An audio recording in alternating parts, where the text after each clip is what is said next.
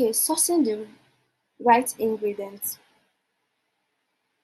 So for this, we have, for me personally, I use guinea corn and corn, and I'm going to teach you guys on how to source the right grains, what to look for, and what not to go for. I've had experiences whereby I go into the market to source for grains and I come back home with what I didn't bargain for. So these two grains, corn and guinea corn, their shelf life is different, their fermentation process is different. So when you're sourcing for your guinea corn and corn, you have to make sure that they are clean and fresh, in the sense that it doesn't have black spots on them, and you don't have sand. Yes, sand inside and stones. I've um, I've gone to the market to buy bags of guinea corn, and coming home, there's a whole lot of stone. Imagine buying that bag of guinea corn, which weigh 100 kg, and you come home trying to produce and you're having a lot of stones, sand. It's going to delay your production because you have to take your time to take out those stones, to take out every other dirt that is in there, because it's going to affect the production. If at the time you're doing that, you don't take out all these things, it's going to affect your production. So I had to take my time to take out the stones, wash, sieve, and make sure there's no sand in that guinea corn before I produce. Because at the end, the little particles from that sand will still come into the end product if you're not careful. So how do you get um, the right guinea corn and corn? So you check for the right size. The right size in the sense that there are some corns that are baby corn. Let me put it that way. They are baby corns. They are not of large size. They're smaller. It's going to be good for production, but by the time you measure the small baby corn and the regular plumpy big ones, and you weigh them, it's not going to come out with the same measurements. There will definitely be a difference. So check for the right size, and then check for the right colors of grain. This is a process whereby you avoid you avoid your corn having black spots on them, and then your guinea corn as well should not have too much of the chaff inside, because at the end of the day, once you soak them, the chaff will come up. And imagine you're soaking like 20, let's say 20 or 50 kg of guinea corn, and then when you take out the chaff from the guinea corn, it's about 5 kg. That is a loss on your own end, because nobody will refund you for that 5 kg that you lost. That is a loss at your own end. So when you go to buy your guinea corn, when you go to the market, ensure you check the bags properly. The seller will give you different grains to check.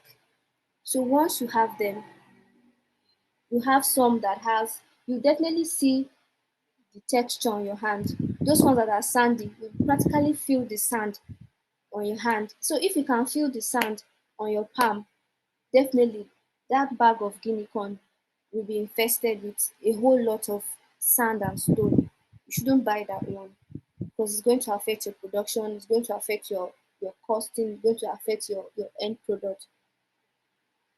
Then choose the grains that look healthy, like I've said before. It shouldn't have black spots, it shouldn't have molds on it, and it shouldn't have decoloration. So what is mold? Molds are those grains that they store in their storage house and their warehouse, and probably somehow they had rainfall or someone spilled water on them, and before you know it, it starts to grow mold on them. and you might not know because it's all packed, and checking it, they give you at the palm of your hand, you check, and you might not know that this bag of guinea corn is infested with mold, and you take it home for production.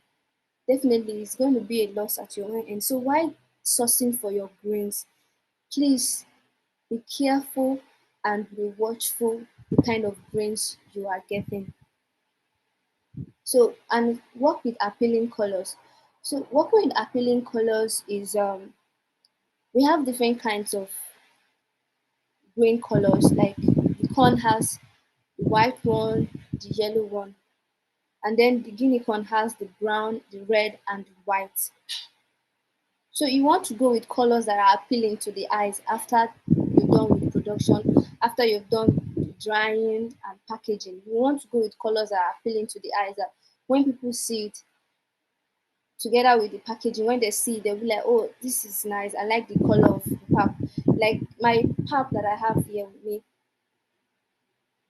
when people ask me, this is this guinea corn or white corn? I often tell them it's guinea corn because I try my best to source the right grains. So try as much to get an appealing colors that is pleasing to the eyes, that when people see the end, they'll want to buy, they'll want to like, oh, let me have a taste of this. I haven't seen this color of guinea corn before. Is it in the market? Like some people ask, do we have this kind of grain in this color of guinea corn in the market? Yes, we have. Some people are used to the brown one, which is very, very dark. Like one of my customer said, your pap, there was a time I was using that brown one. I was buying those brown one for production. And one day it was like, this is your pap. It's like chocolate. Then I started laughing. So I decided to go for this other one that the color is appealing. So people can not really tell the difference between this, is this guinea corn or is this corn. So just make it interesting, so that people come back to you for questions, for feedbacks and all. Next slide, please, Blue.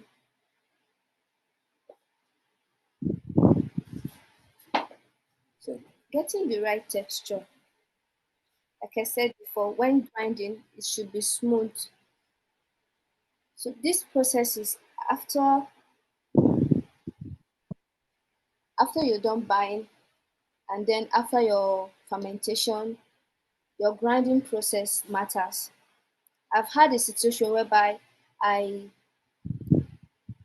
I I, I did a production that I made a loss out of it because the milling machine that was used that period was used to mill something else.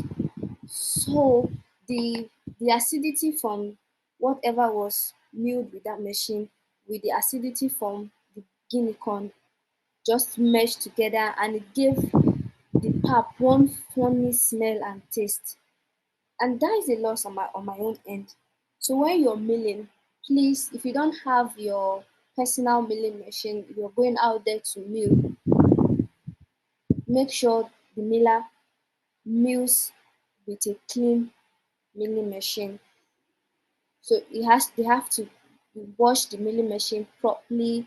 That there's no other if they don't mind, they can help you detach all the components from the milling machine, bring out every other thing, because some of these milling machines, once you're milling, there are some that are hiding inside the machine. So if they can, they should help you open up the machine and clean it properly. So at the end of the day, you won't go at a loss, because these acids, they've come together and they've all gone through. You don't know what the person has grinded. So that fermentation process that your guinea corn or your corn went through will definitely, the acidity will definitely affect the taste and the texture of the pap when you're done with the production. Picking the right texture for corn kernels. Uh, Glory, can we go back? Yes. Picking the right texture for the corn kernels.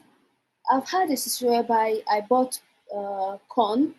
Yes, corn for production, and the grains were so small, and it has a whole lot of chaff in it, like a whole lot, and the grains were small. So just imagine having small grains and then with a lot of dirt in it. That also will affect your production and your production cost and all. So make sure you're grinding it smoothly during your grinding process. After your fermentation, make sure you're grinding it smoothly to bring out the the pap before sieving. So once you grind smoothly, it enables you get the amount of pap you should get per production.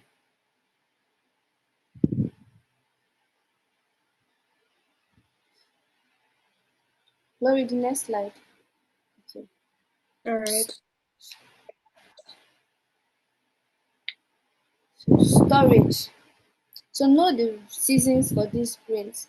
Like right now, we're onto the corn season. If you check in Nigeria, there's corn everywhere on the street. People are roasting corn, people are cooking corn, families are using corn to do whatever. So make sure you know the seasons for this corn. Why should you know the season for this corn? To help you store them. Because when they are in season, they are in surplus and the prices for purchase are cheaper. And getting it cheaper when it is out of season and it's more expensive for purchase, you know that you have them in store already. So you're not bothered with the the price that they are selling at that particular moment. You already know that yes, I have this grain stored already. So I can just easily go take out what I want and produce from there. So know your grains, know the time they are in season and plan ahead. Save up, plan ahead to purchase. Keep money aside so that when these grains are available in surplus, you can purchase and store. So you're storing this grain, make sure you're storing them where you don't they don't have people going there to do anything with water or with any liquid substance. They're not doing anything with any liquid substance, and then you don't have rodents going in there. Store them properly.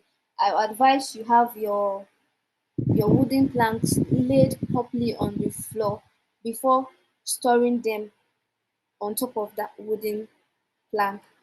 So you store them horizontally and then make sure the room is airy enough and is bright enough. The reason why it needs to be airy and bright enough to avoid mold or to avoid um, those little beetles growing in them. So store them properly. Know this the corn seasons.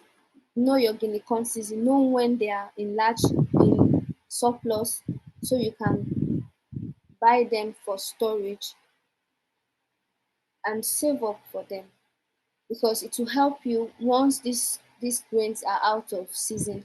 It will help you to save costs, and then you can also go into the business of selling those grains to other people that need grain. Yes, just joking. So just make sure you have these grains stored in surplus since they're in season. We are in corn season, so store them. And also you can't use you can get fresh corn, like fresh corn that it still has the juice in it for production. But do you know that after production, that pap will not come out well? That pap will not come out well. So that's why I said check for the texture. Make sure that when you're going to buy your corn, this is specific for corn. When you're going for to buy corn, check it out. Is it strong enough? As the moisture dried well inside that once you soak it. Because some people say, am I still not going to soak it? The corn will the corn will still be in water, it will still get wet and all. Why not I use the fresh one that I just plucked from the farm for my pap. It will work well, but it will not come out the way we all know pap to be.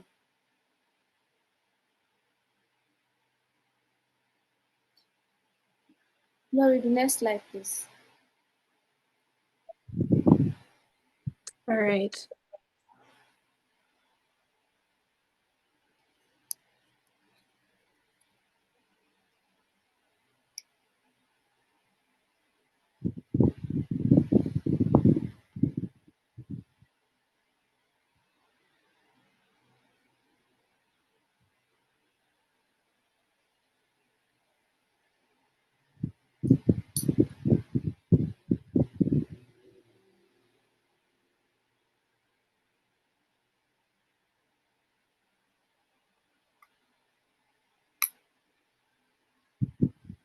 So, like I was saying, you store your grains, know their seasons, store them properly to enable you have enough money for other things you want to do during production. So while you have this, you have your grains stored when they are in surplus during their seasons.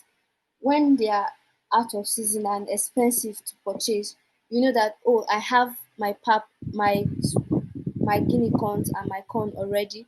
So the money I'm supposed to use to purchase when they are out of season, I can just use it to um, put it into other aspects of production. So it saves you time, it saves you money, and you don't have to keep going to the market all the time wanting to buy grains. Next slide, please. So the production process. So this is one of the interesting aspects of the production of pap, fermentation. So fermentation is the process where natural bacteria break down starches in the grains.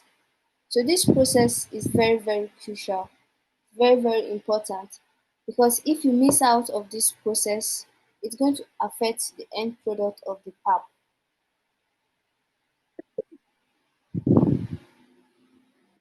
So fermentation improves the flavor and the shelf life. So how does fermentation improve the flavor? So it improves the flavor by breaking down the, the sugar in the grain. It breaks down the sugar in the grain, thereby adding flavors to it. So that is why this process is very, very important. We have two stages of fermentation. So the first stage is during the soaking period before milling. That is the first stage. So when you are soaking your guinea corn or your corn for production, make sure you take out all the unwanted particles, the stone, the sand, the chaff, everything. You wash. There are some grains that are very, very dirty. So you might want to wash your grains very until the water is clear before you leave it to soak. So you don't just measure your grains, pour in a bowl, and then leave it like that to ferment. No, you have to take your time to clean it because this process is important. So you wash the grains, make sure there's no particles and all before soaking for a number of period of days. And this fermentation is the process where you get the flavors, you get your shelf life.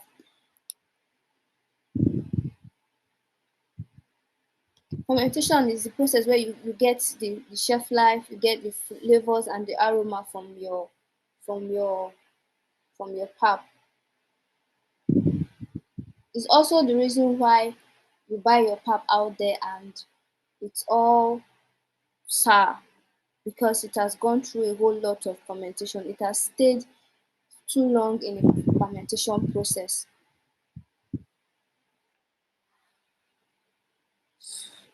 And the corn and the guinea corn has two has varies when it comes to fermentation. The corn and the guinea corn varies when it comes to fermentation. The guinea corn takes longer time for fermentation, while the corn takes a shorter period for fermentation. So you have to know more of this to be able to come out with a good finished product. So the second stage is after you've milled, after you've soaked it, you've gone to wet mill it. After wet milling and you sieve it, the process where you wait for it in the water, you wait for the pap to settle down. That is another stage of fermentation. This stage is also important. So you allow the pap to stay for a period of time to settle in that water. While it's there, it's also fermenting. To us, it's not doing much because you can't see it with the naked eye. But once it's done and you take out the water that is not needed, you check it. The texture from the first stage of production is different from the texture you will get at the second stage of production. Even the flavor from the first stage of production is different from the flavor you get second stage of production. So it's different from the flavor you get the second stage of production. So the first stage of production, let's say it has um, a lower concentration rate. Then the second stage has a higher concentration rate because all the starch has been the organisms, microorganisms has break down the starch, most of the starch already, most of the sugars already. So it allows, gives room for the second part to ferment properly. It gives room for the microorganisms to ferment these grains properly. That first stage, you have all the components, all the chaff, you have the starch in there, you have all a whole grains inside. But after you're done with the first stage of fermentation, the second stage it's open already. So it's easy for the microorganisms to work well around this stage. It's easy for them to work well. So you have to have the right room temperature, the right water, and the right culture for it. So once you are doing your first stage of fermentation, it's crucial. You won't say, I'm having the pap will still ferment in the second stage. No, these two stages work hand in hand. If your first stage stays too long, the first stage stays too long, and you move it to the second stage, you will definitely notice in the texture, taste, and the flavor because the microorganisms have been working a whole lot. So once you get to the second stage, they are still working. Microorganisms are still working. And this stage also is the stage where the the microorganisms also fight, the natural bacteria also tries to inhabit or kills those microorganisms that leads to spoilage and illness. Like you eat some food now and then you're falling sick. So this stage also is where the natural bacteria helps to inhibit or kills those bacteria that will lead to spoilage or illness. So if your first stage and your second stage doesn't come out well, if your product is supposed to stay 1 year before it expires, you might not know because you don't have the necessary equipment to check the acidity of the pap. You finish your production, you package, and you sell. Your product is supposed to last for, let's say your product is supposed to last in the on the shelf for a year, because your stage of fermentation, the first stage and the second stage, you didn't get it right. That product won't last that 1 year. That product won't last 1 year. So once you're on the stage of fermentation, you just have to, this is the period where you take your time, you do everything well. Because if you don't get your process well, You're going to have shortage, you're going to have loss, and it's going to cost you money. It has cost me money before. Currently I have products that have gone bad because um, of this fermentation process.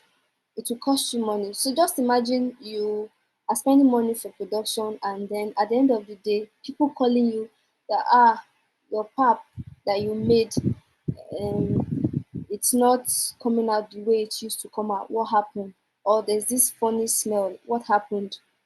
That's because you didn't get the fermentation stage right, and you're not able to sell all of the products. That is a loss on your own end, because no, even if you decide to sell it out to people, you sell it out, or let's say you take it to the supermarket, they keep selling, and customers keep calling them for feedback. They'll stop selling your product. They'll call you to come pick up. You have to go pick up, and when you pick up, you don't know what to do with that product. At the end, is a loss for you. There are some products that once it has fault like that, you can recycle and use it for other things. If you don't know what to use it for, because it did not expire. Your pap did not expire. It's just that you missed out in your fermentation process. The pap did not expire. You missed out in your fermentation process. So what are you going to do with this pap that people are complaining about? Is watery, no matter how thick they mix it with room temperature water before pouring in the boiled water, it still comes out watery. It still comes out with this funny smell. Do you know what you're going to do with those bad ones that the supermarket has returned to you? So this this stage is very, very important. It's very, very crucial, and is what you need to take seriously. It's a process you need to take seriously, because losing in business it's not quite easy a thing to swallow. Believe me, it's not easy a thing to swallow. So that's more reason why I'm emphasizing on the fermentation process. So I don't mind if you go to learn about fermentation, for those that want to go into the business fully, those that want to make money, because there's a good there's a fast turnover, and there's a market for it. There's a market for it. So you want to go learn about the fermentation, what to do, what not to do, for how long these stages of fermentation should last before I dry. So to avoid loss, to avoid um, you having products that are just there, you don't know what to do with them because there's an error in production. Please be mindful when you're fermenting your grains. And these grains has the corn and guinea corn, they have different period of fermentation. There's a different period for the guinea corn, there's a different period for the corn. So you just have to know your grains, know what works for both of them,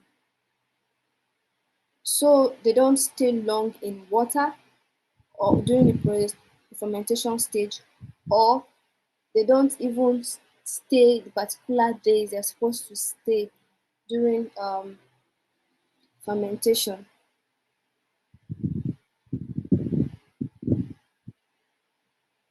So can we go to the next slide, please, Chloe? So drying. So this is also one of the important stage of the production, drying. How do I put it? I might not say this, tell you that, oh, you have to dry your pap for like 100 degree or 1000 degree, because this machine varies, and their settings also varies. I know the temperature I use for my own machine. So I can't tell you, oh, use this, do use my temperature, because we might not be using the same machine, the same drying machine. So the drying time might differ from my own production and your own. So after fermentation, the product must be dried properly. Yes, I've also experienced a situation whereby I had loss. This one, there was nothing I could do about it because there was still moisture content after drying. There was still enough moisture content to allow the growth of microorganisms, bad microorganisms in the pap. So that one, there was no recycling. There was nothing I could do about that because it's bad. I could from the packaging I could see the mold growing in there already. So imagine consuming such. You might fall sick or you might even be rushed to the hospital. So your drying process, just as the fermentation process, is very, very important. And checking for the right temperature and ensure the product dries well without getting moldy or losing its quality. Yes. So when it dries properly, your temp the when it dries properly, you get a balanced product. So it doesn't lose its quality and it's not moldy that it won't stay for a long time because the moisture content is important. Once there's a lot of moisture content, the product is supposed to be for let's say it's supposed to be in the shelf for a year because of the moisture content is higher. It might not even stay up to 3 months.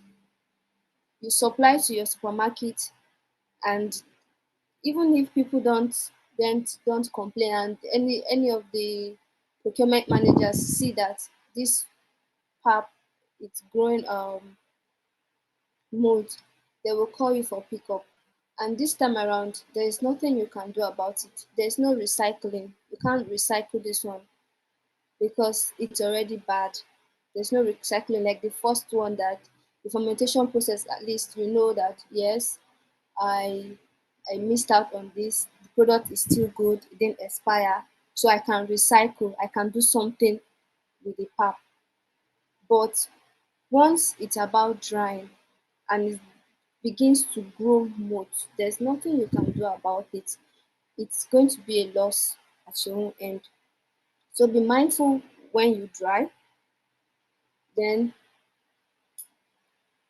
make sure the pap is not too the dry is not too hot. It's in between. It's not too hot that is going to, because when the dry machine is too the temperature is too high, it dries fast. In that process of drying fast, how do I explain this?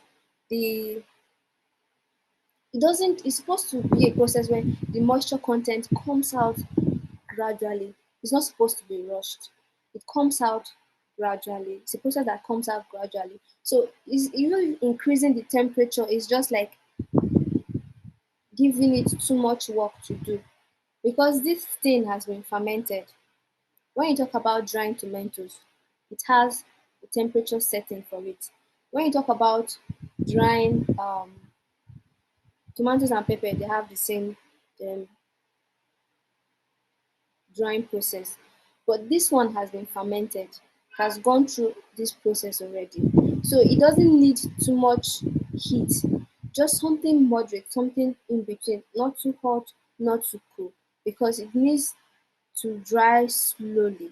So the moisture content comes out slowly and it also improves the flavor. So you don't want to process whereby you are drying your pap and then it's too hot, it's too high. The temperature is too high, it's too hot, and then it loses the flavor.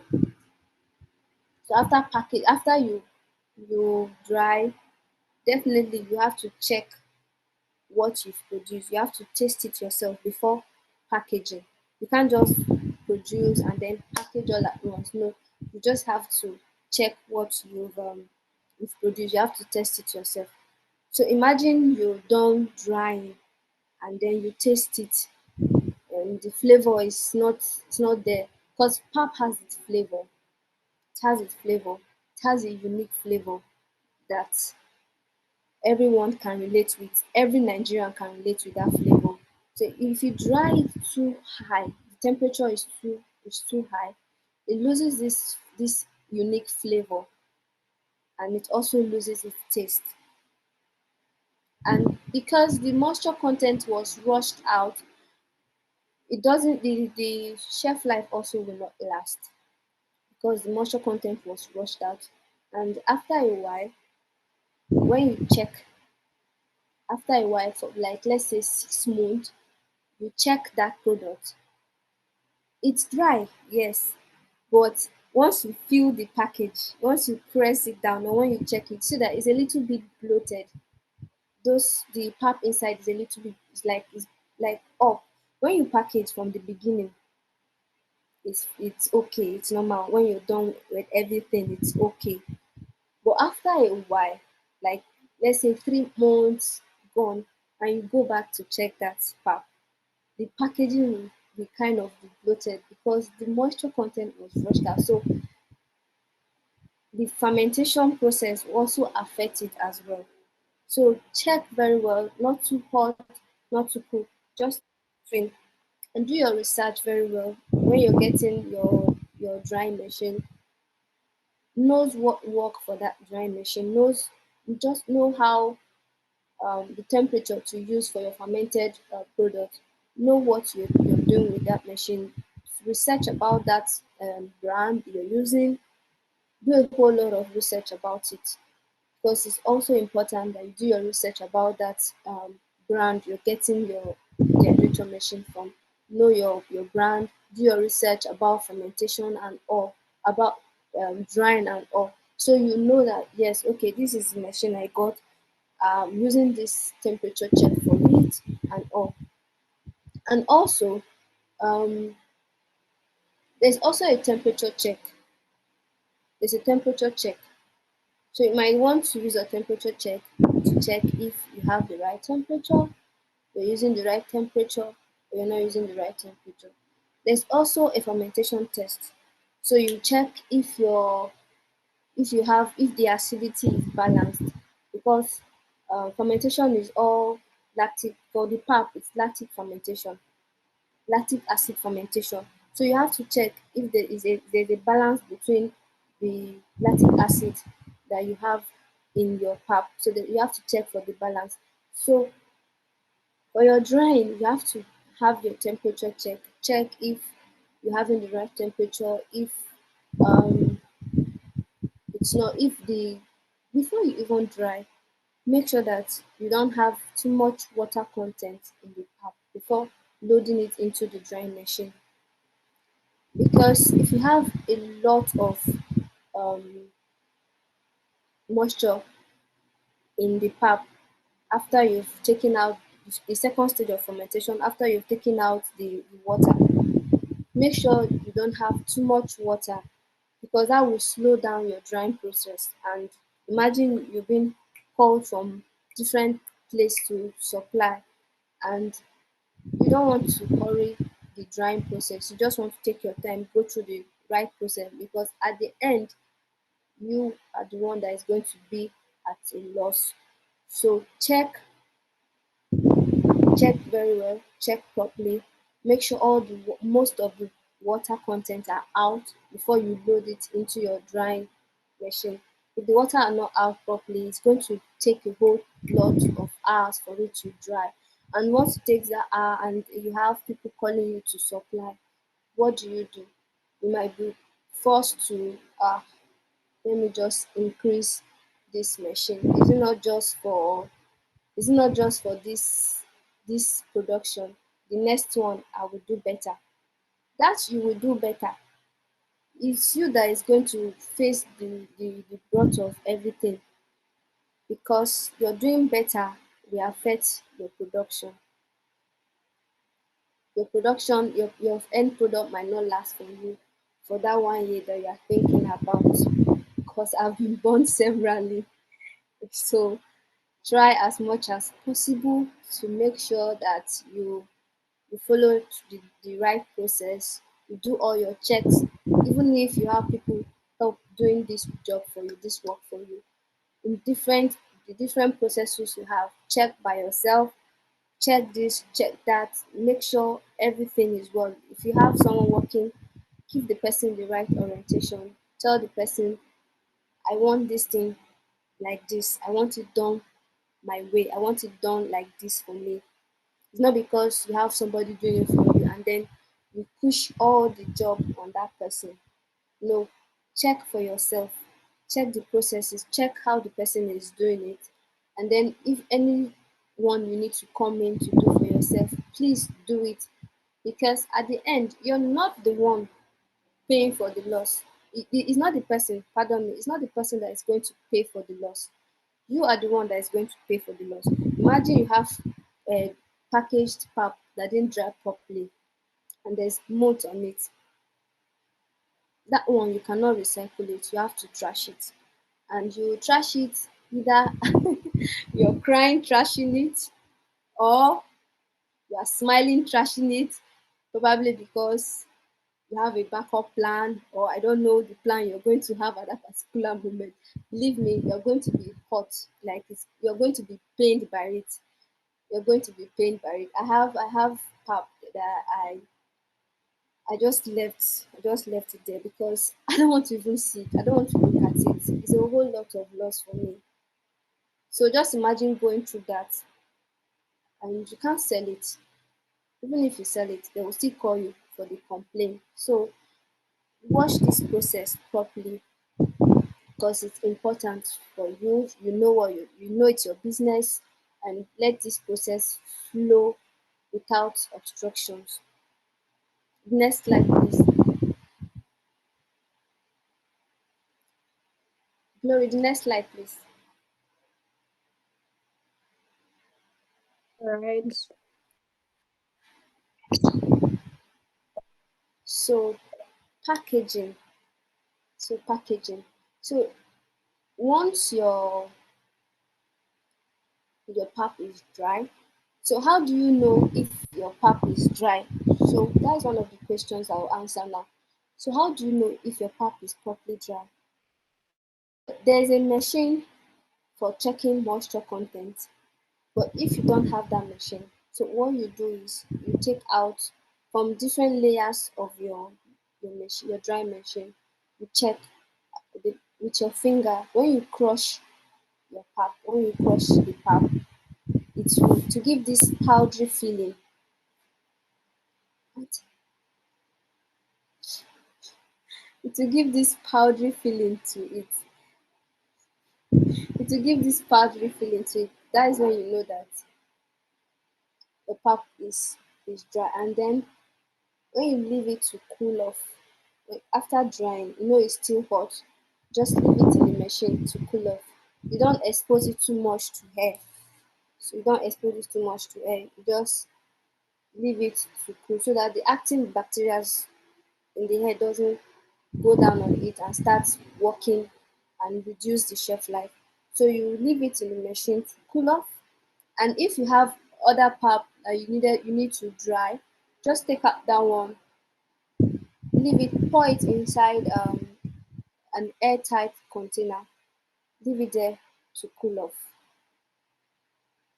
After it has cooled off, you take again and then crush it with your finger. So after crushing and you have that powdery feeling, then your pap is dried and ready for packaging. So we come to the packaging process. So storing the right packaging, sourcing for the right packaging material. Yeah, for this one, you also you also have to go check um you also have to check for packaging materials that are catchy to the eye, that once you're done, some people just come to the supermarket and or to your product when you're exhibiting, and they just come there because they like your packaging, they like what they see, not that they've tasted the product. No, they just come, they want to buy because they like the color combination or the packaging you're using. So all this is important. So go for the right packaging material. So they should protect the product from air, insects, and moisture. Some of these packaging materials, they're not strong enough, especially if you don't have the right source, buy from the right source, or you're just starting out and then you just go into the market and you just buy and come home, the package, you don't seal it properly. Once air gets into it, it's going to reduce the shelf life because the bacteria, the microorganisms will start to work immediately and then it will reduce the shelf life. And also it will reduce the texture of it. So once people, like this pap I was telling you about, someone, a customer just called me that your pap, this your pap, it doesn't, I'm not getting the texture I get before. What happened? So I decided to check by myself and I noticed what happened. The loss on my hand because she has to trash the one she got and she got a whole lot from me. And I also, since I'm trying to do a good customer service, I have to find a way to mend everything, probably giving her extra products for our next order and all. So giving those extra products to avoid it, check your packaging, make sure that the whole sides are properly sealed, and when you're pouring in your dried pap inside, know that check anyone that you see that is just leaking out from the side. There's no need to say, let them just manage this one. Just keep that aside because at the end of the day you'll be at a loss. And some of these pouches that are not strong enough, by the time you pack them together, the movement on the road, the dropping here and dropping there, it bursts open from the side. Imagine you have out of, let's say out of 20, you have three or two that is open by the side. They will return it back to you. Whoever purchased, if the person is lenient enough, the person will, oh, let me just take it like that, or they will return it back to you and you'll be the one to replace it. So check properly, make sure that, and also from those open sides you start getting insects in there. And once you get insects, the pap will start to grow and to have little beetles growing in them. And then also for moisture, some of these pouch cannot retain moisture from the outside, cannot stop moisture from going inside. So check properly, research about your pouches and what works, the containers you're using, what works and what does not work, what is eco-friendly and what is not eco-friendly. Then create a good label that captivates your customers. Like I said from onset, some people will buy from you because they like your labels, they like the color combinations you use, they like your logo, they like your brand name. They've not tested the end product, no. They just like what they see with their eyes. So you want to go with bold colors. Don't use primary colors. Go with bold colors that are catchy. Search, do your research about color combinations, and if you can't do your research, get a good designer that will help you work out your labels well. You don't mind the first design label, you don't like it, get another one, get three labels, this label design, compare, ask questions, talk to people, your close friends or your family members, let them help you check. If it might be appealing to you, but to other people it's not.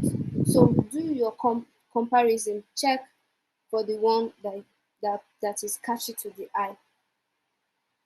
Then use materials that are clean, strong, and safe for food. Yes, like I said, eco-friendly materials, materials that are clean. So you might These pouches, they are all packaged and well cleaned. There are some that maybe you go to the market and this there was issue with the logistics when the person went to purchase the pouch in large quantity, and then some of this pouch just dropped in water somehow, and you don't know. There's no way those that water will not get into the pouch. So you want to check properly what you're getting. If you're getting a large quantity, please take your time to check. Because at the end of the day, you might not be able to return those pouches on time. And if you can't return them, you have to purchase another one that you want to use to package. So it's also going to be extra cost for you and a loss as well. So use eco-friendly um, materials for packaging. So use the ones that people can recycle, like my packaging you see in the picture. You can recycle it. After you're done with the pulp, you can decide to probably store any other grain in it. Still recycle it. Maybe another powdery food you can store inside there. You can still use it for a while before trashing. Next slide, please.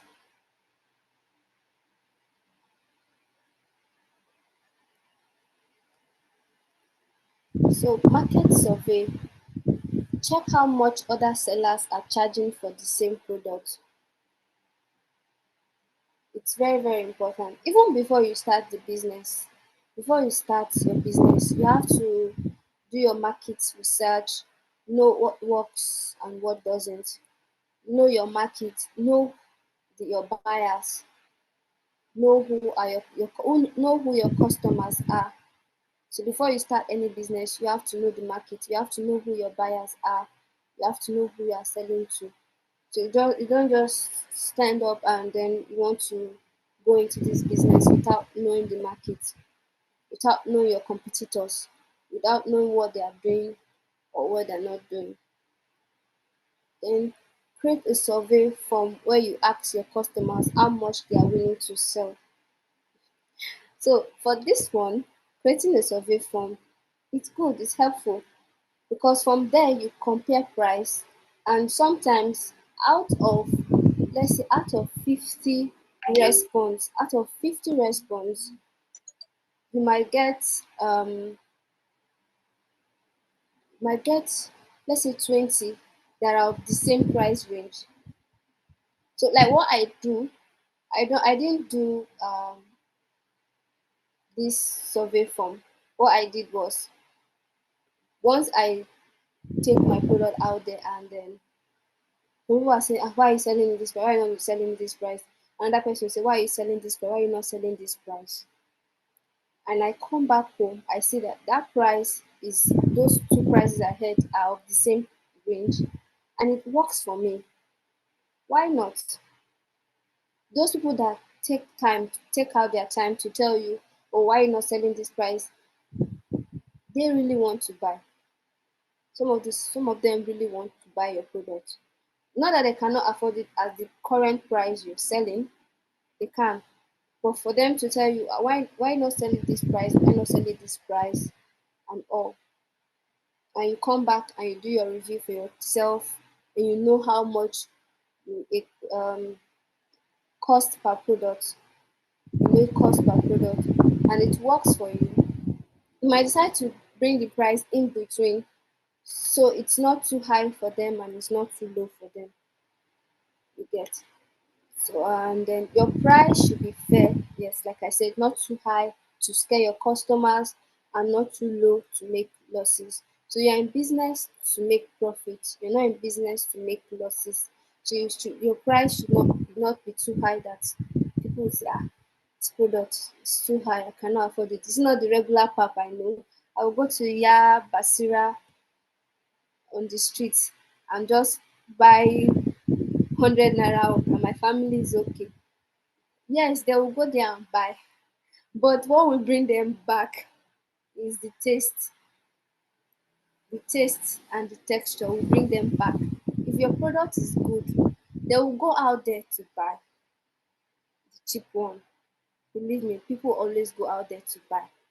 But once they go home and they make it and the pap surprises them, they will come back. Yes, so but still that keep the price in between that everyone can afford it. Then consider your cost, your packaging, and the profit you want to make. So cost per product. So you consider everything, your labels, your pouch, your utility, your logistics, everything together. Then you get your cost per product. When you get your cost per product, then you decide, do I want to add 100% gain on this product? Mind you, there's a whole lot of competition out there. I've been to the supermarket and I've seen a whole lot. I've seen ridiculous prices, and I'm asking myself,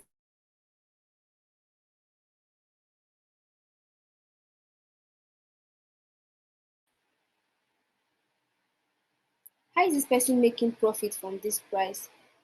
So no, do I want to add 10%?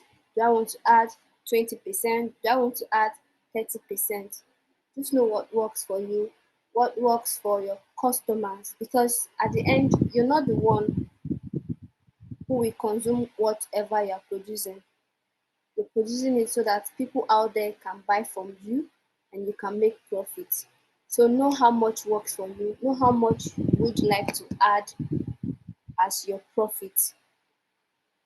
Know how much you would like to add as your profit that will be profitable to you and also to your customers. Next slide, please.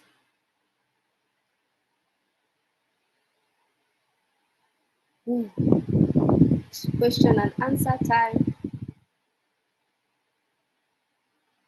Thank you so much for the educated session. We've learned so much with you. And for those who joined late, we went through ingredients, to finding the right texture, and fermentation, and the drying and the packaging process. So we'll have 5 minutes for the questions and answers. Feel free to drop them in the chat, and I'll send them to the speaker. Thank you.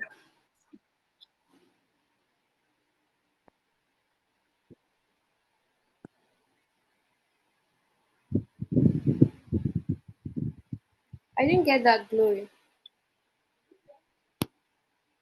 Only telling people to drop their questions in the chat box. Okay. Yeah. So someone is asking that you mentioned about fermentation, that it increases shelf life, but it also makes pap sour. So how long should they store that? Should I repeat it? I got the question. All right. I got the question. So for those sour pap you see out there, is because they don't have means for storage after production. They don't have, for those wet ones, they don't have means for storage. So what they do is they put it in water, and in the morning they pour out the water. When they don't sell all, or some of those ones that tie it in nylon plastic bag, it's when it's still there, it's still fermenting, because microorganisms they are still doing their work. So with the whole tying and all, you're not expecting that when I tie them, the microorganisms will not do their work. No, right there while it is there, it is doing its work. Even when you're selling it by the roadside, those microorganisms are doing their job. That's what they know how to do. They don't know how to do any other job, so they are doing their job. So that is why, at the long run, you have this sour taste from those ones you buy out there. So how long should I soak my grains for? So the guinea corn and the corn, they are they are two different things entirely, and their fermentation process is quite different. So you soak your guinea corn for 24 hours. to let's say a day or 2 days. But for your corn, you soak it for 3 days. So after that, you can now go back to get to the second stage of fermentation. So that second stage of fermentation for the corn and the guinea corn is the water that is after you've sieved, after the sieving and all. The water in it will determine how long it's going to stay. For the corn and the guinea corn, the corn and the guinea corn takes time. Corn takes time, guinea corn takes time to settle after sieving. But corn, before you know it, your corn has settled down. But your guinea corn takes a whole lot to settle down. So in that process of being in the water after sieving, fermentation is still ongoing. So 2 days or a day for your guinea corn, 3 days for your corn. All right. We also have another question. Do I grind before soaking or soak before grinding when I want to make pap powder? Do you grind before soaking? Do you grind the grain? Does the person mean do they grind the grain? I just I just remembered one of my naughty process then when I was starting out. I after my second stage of fermentation, no, after my first stage of fermentation, I didn't sieve it. I just poof dried it, and I still have the little chaff in it. No matter what, when you make that pap, there's a difference. So does the person mean do they mill their grain before soaking? You can't mill your grain before soaking. You have to soak your grain before wet milling. You have to soak your grain before wet milling. That is the process of fermentation. That is the first stage of fermentation. You have to soak it. The first stage of fermentation, you soak the guinea corn or the corn. You don't just mill it and then soak it. No, soak it first. All right. We also have another question. What is the drying machine like? Can I use the drying for home use? Come again. What is the drying process? What is the drying machine like for home use? Should they air dry the powder or can dry it? For home use, you can air dry it, Yes. but there's a there's a clause to that. To avoid flies and the bacteria from the egg settling on that pap, you have to find a means of covering it. Um, there's a little equipment for home use that is like a net form. So you just load your pap in it. It's like a cycle shaped, but it has net all over it. So I think that one would be preferable if you're drying from the house. You just load your pap in there and then take it out to dry. So you won't mind the flies perching on it because flies can get into it. But in a situation whereby you can't afford that home appliances, what you do is get a small net, get this you can get a netty kind of fabric, a netty kind of fabric. So once you spread any probably a wooden plank on the floor or whatever you want to spread the pap on top, then you cover it with that netty fabric. That way, you don't have flies perching on it. And you know these flies, you don't know where they've been to, you don't know the surfaces they've perched on, and then they just come and perch on your pap. So you don't want that happening. So you just use that netty fabric to cover it because with that, the moisture is leaving once the sun is on it. So it's leaving once the sun is on it. It's fine like that. All right, thank you. Um, I think there are no questions anymore.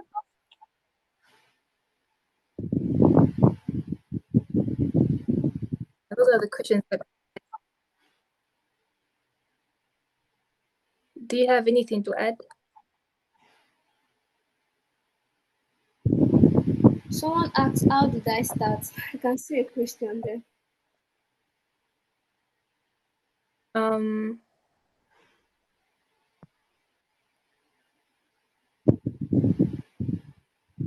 to support equipment.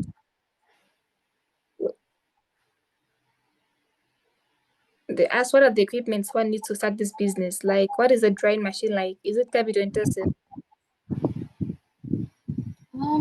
For the industrial one, should I say it's capital intensive? That depends on your pocket.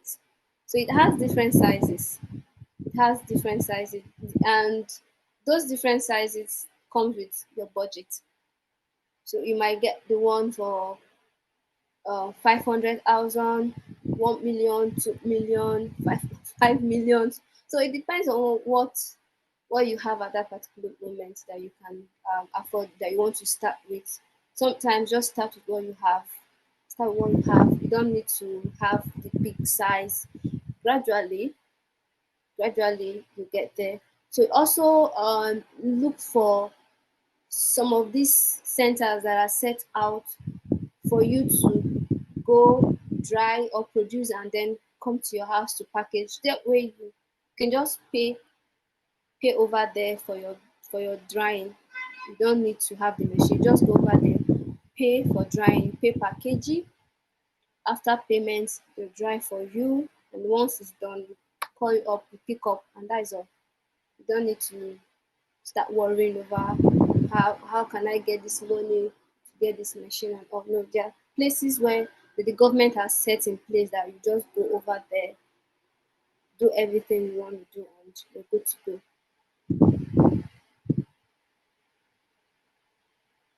All right, thank you.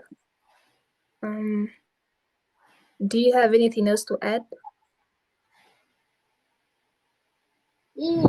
What I have to add. Okay, for anyone starting a business, the how would I put it? The end, you won't see the end from the beginning. So you just keep taking those one step at a time, one step at a time. Mm, Those things might not come together at a time, but as you keep going, some things make sense to you, and you might not even see your journey. It's others that will see your journey and tell you, "Whoa, you're doing well, you're doing great. Keep going. Don't stop." Even if there was a time I couldn't afford the drying machine. I couldn't. I was really, really worried. I was worried, but somehow God came through. And then try not to remove God from the equation, because you need Him along the way. If every other thing will not work, God only work. So you need to align with Him to direct you, keep directing you, keep showing you the way to go. So you have to be in that place of communication with Him for him to direct you. So if you don't have that line of communication, even if he's telling you things to do through people, through your dreams, through the Bible, through the word, if you're not in that communication, if you're not aligned with him, you might miss out. So if everything will not work out, might not, let me put it that way, if everything you're doing might not work out, everything might not, God own will. So just keep trusting the process, keep going and keep believing in yourself. So there are times that you just have to be the drummer, you be the singer, at the same time you are the dancer. So just keep going, keep being the drummer, the singer, the dancer for yourself. At the end, you have others join you to dance and sing as well.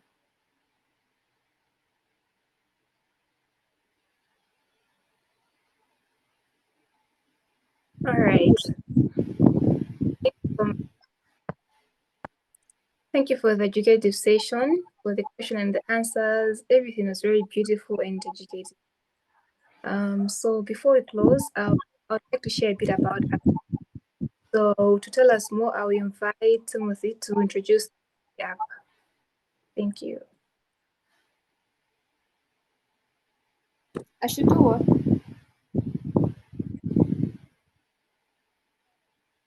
Hello? I didn't get that. I think my network went off for a while. Oh, I say thank you for the question and the answers. It was very educative and very beautiful. So I'm now inviting Timothy to share with us about the Agri app. Okay.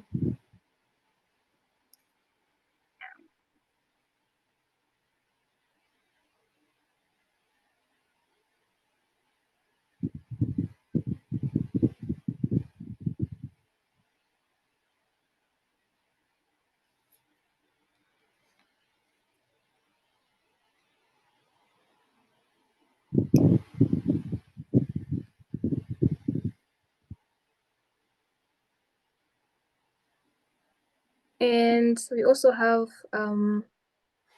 different platforms. If you want to stay updated with Agri platforms, I have sent the links in the chat.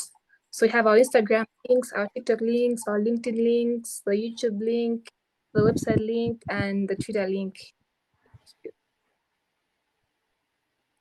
So Timothy, the floor is yours.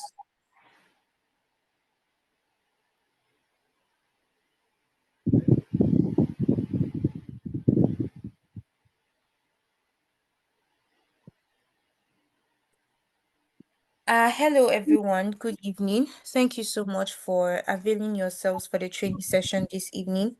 Thank you, Miss Ojoma. It was a pleasure having you. It was really insightful and educative. I was excited following.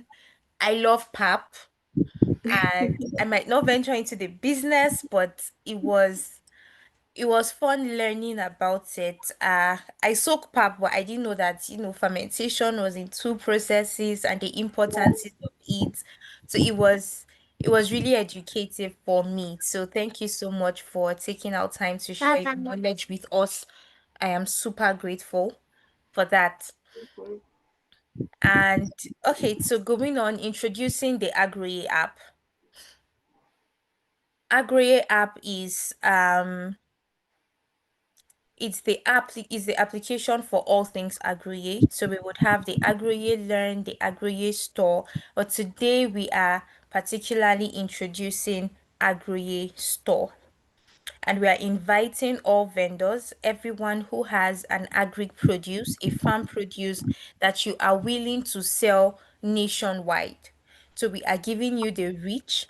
We're saying don't just be limited to your network, don't just be limited to your immediate environment. Agri app is here to scale up your business and give you a nationwide platform. So whatever that agri produce is, you can list it on the Agri app. So you can send us a message. All our social media handles are in the chat box right now. You can send us a message on either one of these platforms or head on to app.agri.com to register as a vendor. And if you're on this call or watching the replay and you do not have a product to list, you can be a buyer. You can be you can patronize businesses from across the country when the app launches on Google Play.